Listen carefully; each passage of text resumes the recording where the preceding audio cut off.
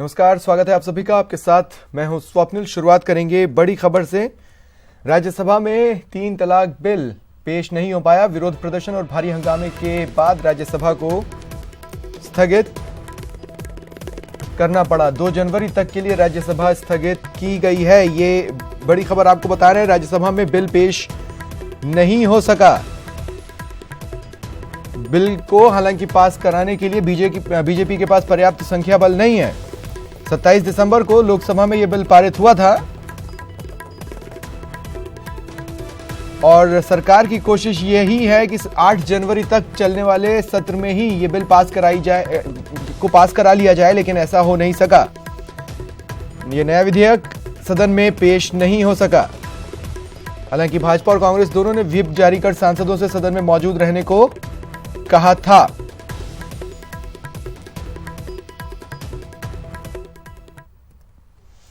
चलिए बढ़ते हैं आगे। दंगे के दोषी सज्जन कुमार ने कोर्ट में सरेंडर किया। 1984 सिख विरोधी दंगा मामले में सज्जन कुमार दोषी हैं। सज्जन कुमार को कोर्ट ने उम्र कैद की सजा सुनाई थी। उन्होंने आज कोर्ट के समक्ष सरेंडर किया।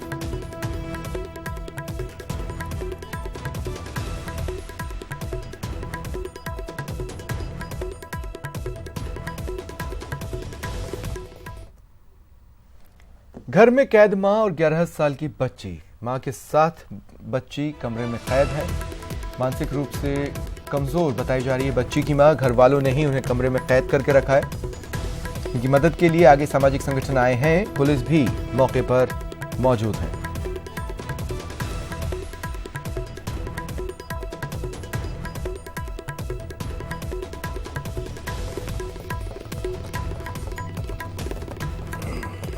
जहाँ खड़े हुए हैं ये मकान है। इस मकान में एक बच्ची 11 साल की बच्ची है जिसने घर की दहलीज के बाहर की दुनिया नहीं देखी है, क्योंकि उसकी विमंदित माँ उसके साथ रहती हैं और उसको अपने पास ही बंद रखती हैं। हालांकि पिता भी हैं, लेकिन काफ़ी जद्दोजहद जब यहाँ पर की गई उस बच्ची के बारे में, उसको शिक्षा देने के बारे में, उस महिला का इलाज कराने के बारे में, लेकिन वो पति है कि तैयार नहीं है और अपनी पत्नी और अपने बच्चे को वो यहाँ रखते हैं जहाँ उनके चाचा चाची रहते हैं। चाची हमारे साथ हैं, उनसे हम बात करेंगे। आपसे जानना चाहेंगे क्या पूरा मामला है?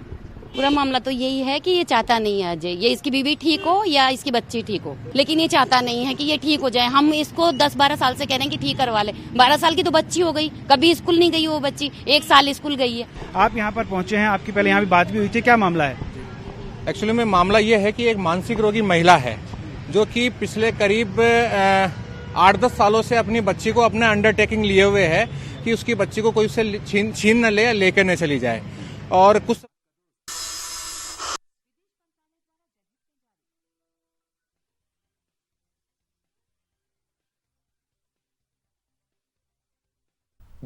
चलिए सीधा रुख करते हैं सहयोगी भंवर पुष्पेंद्र का, जो इस वक्त हमारे साथ जुड़ रहे हैं। भंवर, इस खबर पर न्यूज़ 18 राजस्थान लगातार निगाह बनाया हुआ है। सवाल यहाँ पर 2 जिंदगियों का है।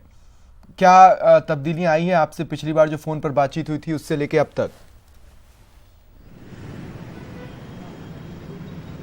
जी बिल्कुल स्वप्निल, मैं बता दूं कि खबर चलने के ठीक बाद जैसे ही सामाजिक अन्वेषण एवं शोध संस्थान यहाँ पर पहुंचा और पुलिस से मुलाकात की और उसी दौरान खबर भी टेलीकास्ट हुई, पुलिस यहाँ पर सीधे पहुंची और एक्शन हुआ है। मैं आपको बता दूं, आप देख सकते हैं वहाँ पुलिस की चेतक भी खड़ी हुई है और ये तमाम लोग अंदर गए हैं। अंदर जाने के बाद वो बच्ची भी बाहर आई और वो महिला भी बाहर आई है और उनके पति भी बाहर आए हैं। हालांकि पति ने पहले काफ़ी विरोध किया कि उनका विजुअल नहीं किया जाए, पुलिस से भी काफ़ी बदतमीजी से उन्होंने बात की, लेकिन उसके बाद मामला सुलझता हुआ नजर आया, क्योंकि संस्थान और पुलिस दोनों ने थोड़ा सा दबाव बनाया। हालांकि अभी 2 दिन का समय उन्होंने मांगा है कि 2 दिन बाद मैं बच्ची का भी एडमिशन करवाऊंगा और अपनी पत्नी को भी एडमिट करवाऊंगा। चूंकि संस्थान के जो राष्ट्रीय अध्यक्ष हैं वो भी यहाँ पर मौजूद है, उनसे हम बात कर सकते हैं। महेंद्र जी, पुलिस यहाँ पर पहुंची खबर चलने के बाद, क्या कुछ सामने आया है? जी, खबर चलने के बाद में पुलिस तुरंत प्रशासन जो यहाँ पर मुस्तैद हो गया और यहाँ पर आने के बाद में उन्होंने कमरा खुलवाया और पुलिस की मौजूदगी में कमरा खोला गया। तो अंदर से स्थिति ये थी कि जो बच्ची अंदर से आई, पहले तो बच्ची को अंदर से बाहर आने ही नहीं दे रहे थे उसके पिता, और उसके बाद में फिर उसकी जो माँ है जो मानसिक रोगी है पिछले करीब 11-12 सालों से, वो पहले बाहर आई। उसके बाद में फिर बच्ची बाहर आई पुलिस के दबाव के कारण, और बच्ची ने बाहर आने के बाद में ये बताया कि प्रेप के बाद में वो आज तक स्कूल ही नहीं गई है। और जब बच्ची से उसके ख्वाबों के बारे में पूछा गया तो बच्ची ने बताया कि वो एक साइंटिस्ट बनना चाहती है, परंतु आज वो प्रेप के बाद में स्कूल नहीं गई है और 11 साल हो गए करीब। और उसके बाद में उसका पिता कहता है कि मैं अभी जाके उसका एडमिशन करा के आ रहा हूं। तो ये क्या इन्होंने मजाक बना रखा था। उसके बाद में पुलिस की सामने और हमारी एनजीओ के टीम के सामने और मीडिया के सामने इन्होंने ये कबूल किया है कि 2 दिन में हम बच्ची का एडमिशन कराएंगे, अन्यथा फिर आप कोई भी एक्शन ले सकते हैं। तो हमने इनको 2 दिन का समय दिया है कि 2 दिन में आप बच्ची को उसमें स्कूल में एडमिट करवाइए। उसके बाद में इसको जो भी बाहर निकलने की इसको परमिशन दीजिए और मानसिक रोगी जो महिला है उसका आप इलाज करवाइए। यदि नहीं करवाते हैं तो फिर उसके बाद में हम एक्शन लेंगे। जी बिल्कुल स्वप्निल, आप देख सकते हैं जिस तरह से संस्थान एक्टिव हुआ है और न्यूज 18 की मेहनत जो रंग लाई है। 2 दिन का समय जरूर दिया गया क्योंकि जरूरी है समय देना भी, क्योंकि परिवार का उनका मामला है। 2 दिन के समय के बाद अगर ये कार्रवाई पूरी नहीं होती है तो एक एक्शन जरूर ये संस्थान करेगा। हमारे साथ उनकी चाची भी मौजूद हैं जिन्होंने मुखर होकर बिल्कुल साफ तौर पर कहा कि उनके पति नहीं चाहते थे कि इस तरह की कोई कार्रवाई हो, जिनका नाम अजय बताया जा रहा है। मैडम, क्या पूरा मामला था? बच्ची की स्थिति कैसी है और आपके ऊपर ही जस्ट रहते हैं? हाँ बिल्कुल, हमारे ऊपर ही रहते हैं और 11 साल से वो स्कूल नहीं गई है। उसके पापा चाहते नहीं कि उसकी मम्मी का इलाज हो या वो बच्ची स्कूल जाए, बिल्कुल नहीं चाहते। हम लोग सब लोग कहते हैं कि अजय भैया इसका एडमिशन कराओ, सुनता ही नहीं, वो हमारी बात बिल्कुल नहीं सुनता है। सुनिए, मैं उनका एक बेटा है, वो तो स्कूल जाता है। हाँ, वो बीटेक कर रहा है, 2nd ईयर में 3rd ईयर में है बेटा। वो बेटा दादा दादी के पास में रहता है। उसके दादा दादी को हमने बोला था कि इस बच्ची को भी ले जाओ, तो उसकी चाची बोलती है मैं किस किस को पालूंगी, मेरे पास तो पहले ही एक बेटा है उनका, मैं इसको भी कैसे संभालूं। तो उसको तो बहुत अच्छे से रख रहे हैं और इसको नहीं रखते हैं, बाहर निकलने नहीं देते इसको घर से बाहर। ये जो अजय है उनका किस तरह का व्यवहार रहता है बच्ची को पढ़ाने को लेकर के, पत्नी को लेकर के? तो हम लोगों को मालूम नहीं है कैसा व्यवहार है, लेकिन हम लोग इसको बहुत कहते हैं अजय भैया इसका एडमिशन कराओ, ये करवाओ, लेकिन बोलते हैं, उसके लिए भी बोलते हैं सुनीता को भी कि हम सुनीता का इलाज कराओ, लेकिन सुनता ही नहीं है वो, बिल्कुल नहीं सुनता हमारी, बिल्कुल भी। हाँ कराऊंगा चाची, हाँ कराऊंगा चाची, सुनता नहीं है बिल्कुल। 11 साल निकल गए, 11-12 साल हो गए हम लोगों के साथ रहते हुए। हम लोगों को इतनी शर्म आती है, ऐसे चिल्लाती रहती, रात भर चिल्लाती रहती है, हम लोग सुनते ही नहीं। देख सकते हैं स्वप्निल, जो स्थिति थी वो मैं उससे वाकिफ करा चुका हूं और यही वो घर है जिसमें 3रे माले पर वो महिला अपनी बच्ची के साथ रहती हैं और उनके पति उनके साथ हैं फिलहाल यहाँ पर। लेकिन उनका इलाज जो है वो नहीं करवाया गया। 11 साल से बच्ची स्कूल नहीं जा रही है। तो कहीं ना कहीं बहुत सारे ऐसे सवाल हैं जो सवाल दर सवाल एक सवाल ही खड़ा करते हैं, उत्तर नहीं मिल पाता। 2 दिन का इंतजार है, क्या उत्तर सामने आता है, देखने वाली बात होगी। जी स्वप्निल, एक पक्ष जिसे शायद थोड़ा नेग्लेक्ट किया जा रहा है भंवर, जो मैं समझ पा रहा हूं वो ये है कि चलिए मान लिया कि महिला मानसिक रूप से बीमार है, लेकिन जिस तरह से इस पूरी सिचुएशन को उसके पति ने डील किया या जिस तरह से इस सिचुएशन का सॉल्यूशन निकालने की कोशिश की, वो भी इस ओर इशारा है कि शायद उसकी स्थिति भी ठीक नहीं है। एज ए स्पेशलिस्ट जब पुलिस और सामाजिक संगठन वहां पर पहुंचे हैं, कौन इनसे बातचीत कर रहा है और कौन इन बैरियर्स को टैकल करने की कोशिश कर रहा है? देखिए, फिलहाल पुलिस मौके पर पहुंची थी, पुलिस ने भी उनसे बात की है और जो सामाजिक संस्थान हैं वो भी मौके पर पहुंचे हैं, उन्होंने भी बातचीत की है। लेकिन चूंकि उनके परिवार का भी मामला है कि उनकी पत्नी और बच्चे से जुड़ा हुआ मामला है, तो ऐसे में अभी 2 दिन का समय उनको दिया गया है कि 2 दिन में अगर वो उनका इलाज और उनका स्कूल में एडमिशन नहीं करवाते हैं तो फिर कार्रवाई की जाएगी। लेकिन 2 दिन नजर कौन रखेगा?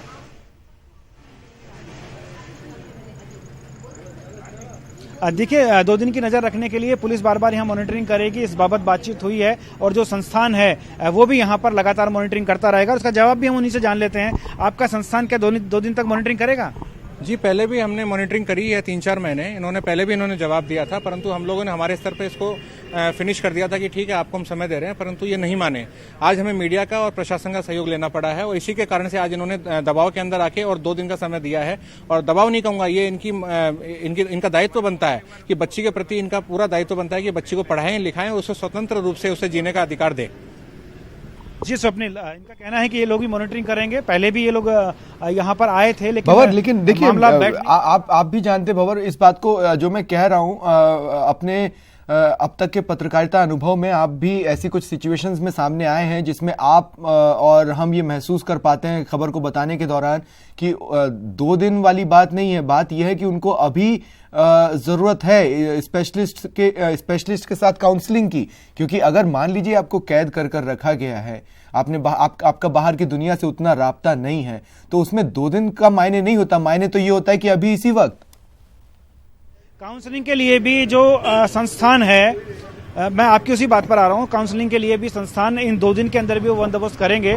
जैसे ही हमारी उनसे बात हुई थी कि एक व्यक्ति जो काउंसलर हैं वो यहाँ पर आएंगे और ये खुद भी काउंसलिंग करते हैं। चूंकि अब तक प्रदेश भर में तकरीबन 500 मनोरोगियों का इलाज ये करवा चुके हैं, इनका संस्थान करवा चुका है, जिसमें से कुछ एक 50 से 60 लोगों के तो हम भी गवा रहे हैं। तो ऐसे में स्वप्निल, जो काउंसलर है वो यहाँ पर पहुंचेंगे, काउंसलिंग की जाएगी। इवन देन न सिर्फ बच्ची और जो मनोरोगी है उन्हीं की, बल्कि उनके पति की भी काउंसलिंग की जाएगी, ताकि वो जो घोषित रूप से मनोरोग नहीं है लेकिन एक रोग पाले बैठे हैं कि अपनी बच्ची का ख्याल नहीं रख रहे हैं, अपनी पत्नी का ख्याल नहीं रख रहे हैं, उनकी भी काउंसलिंग होगी। जी स्वप्निल।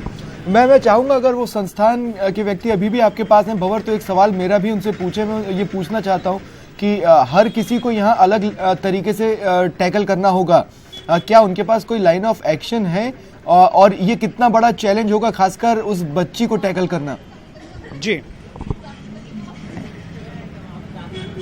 जी बिल्कुल महेंद्र जी, आपसे हम ये भी जानना चाहेंगे कि जिस तरह से 2 दिन का समय आप मांग रहे हैं, टैकल करने में काफ़ी आपको यहाँ मशक्कत करनी पड़ेगी, क्योंकि 3 लोग हैं जिनको टैकल करना है। कोई काउंसलिंग की इस तरह की कोई व्यवस्था है? क्या करेंगे आप 2 दिन में? जी, हमारे पास काउंसलिंग की व्यवस्था है और हम इसकी काउंसलिंग करवाएंगे 2 दिनों तक।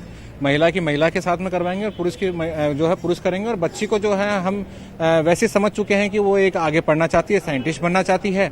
और साथ ही जो परिवार वाले हैं वो तो राजी हैं इस काम के लिए, तो परिवार का बहुत बड़ा सहयोग रहेगा इसके अंदर, काउंसलिंग के अंदर।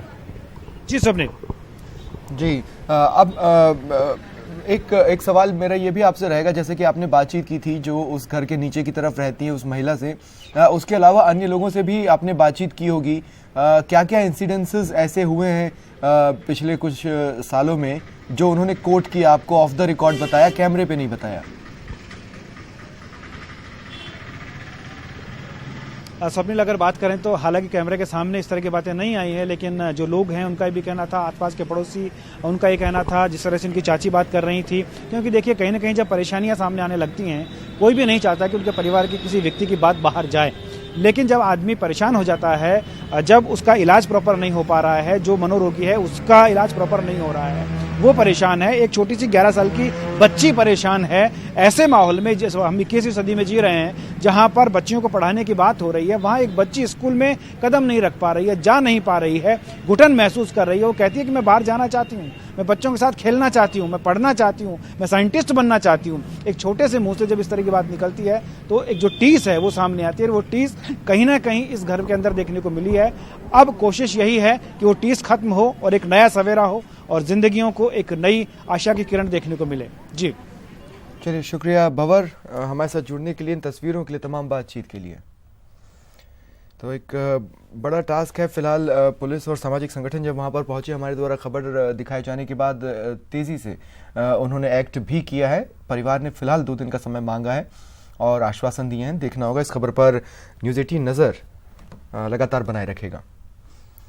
और नए साल के जश्न में खलल डालने के नापाक प्लान को भारतीय सेना ने फेल कर दिया है और बैट के 2 कमांडो ढेर कर दिए।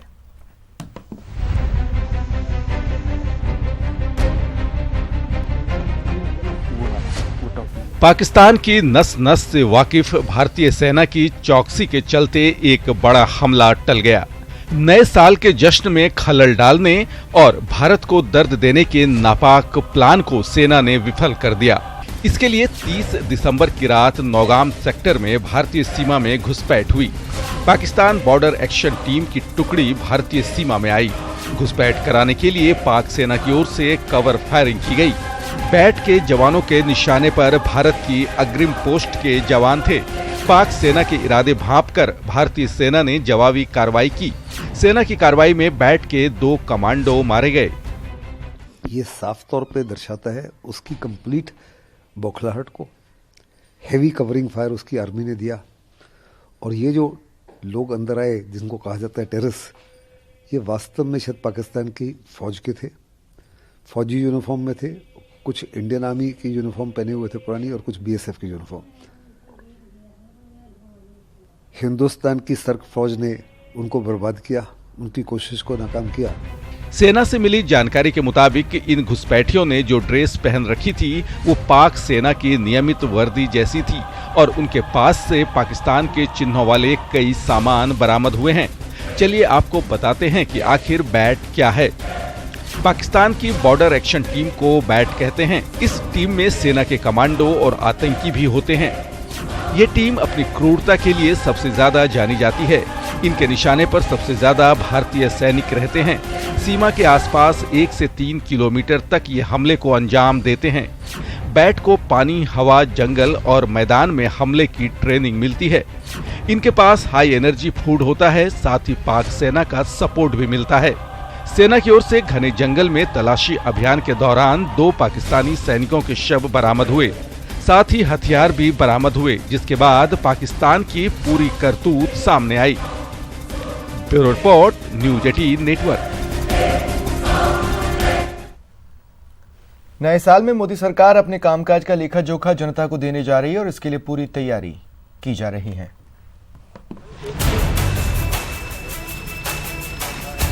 आप सबको नमस्कार। नए साल में मोदी सरकार अपने काम का हिसाब देगी। अपने शासनकाल में उसने क्या क्या काम किए और क्या क्या किया जाना बाकी है, साथ ही किस योजना का काम पूरा हुआ और कौन सी अधूरी रह गई, इसके डेटा, फंड, टाइम, कॉन्ट्रैक्ट समेत वो तमाम जानकारियां मौजूद रहेंगी। दरअसल मोदी सरकार योजनाओं से जुड़े डेटा प्लेटफॉर्म जनता के लिए खोलने की तैयारी में है। शहरी क्षेत्र के विकास से जुड़ी योजनाओं को एक खास ऐप के जरिए बताया जाएगा। ऐप में smart city, housing for all, AMRUT, Swachh Bharat जैसी योजनाओं की जानकारी दी जाएगी।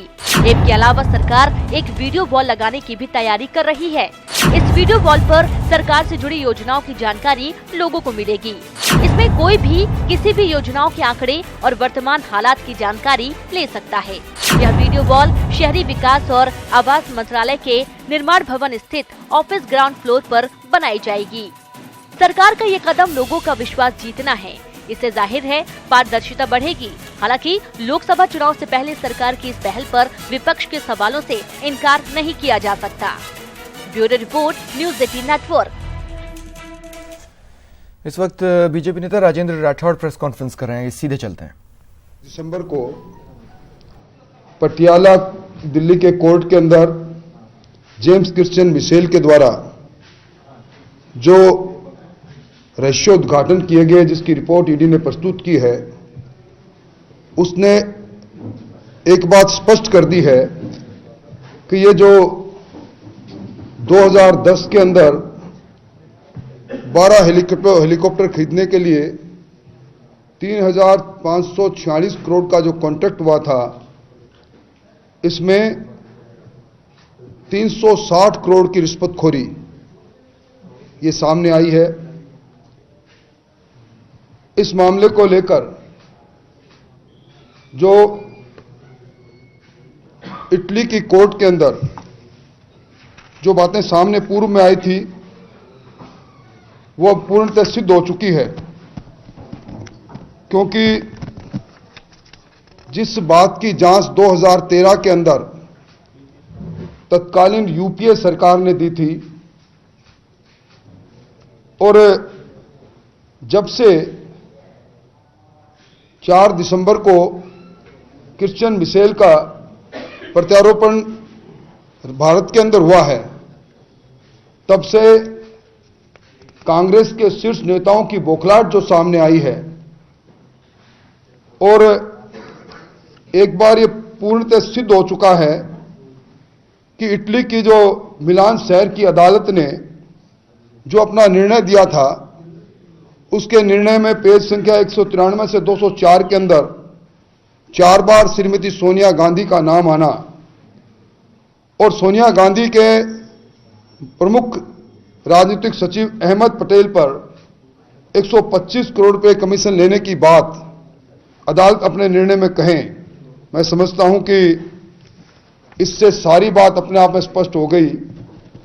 और अब कांग्रेस पार्टी ये आरोप लगा रही है कि मोदी सरकार उन्हें फंसाने का काम कर रही है, जबकि सच्चाई ये है कि 2013 के अंदर जिस पूरे प्रकरण की जांच सीबीआई को कांग्रेस की यूपीए सरकार ने दी थी, आज उसी का परिणाम सामने आया है।